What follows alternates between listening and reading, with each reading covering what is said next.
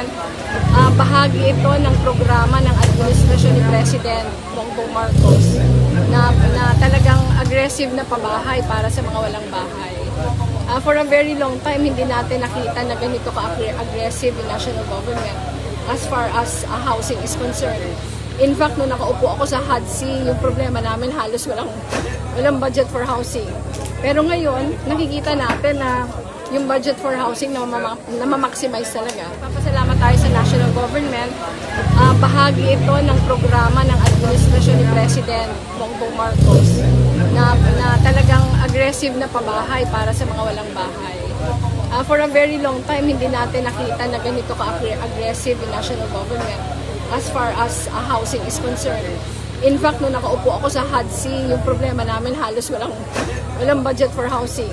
Pero ngayon, nakikita natin na yung budget for housing na ma-maximize talaga.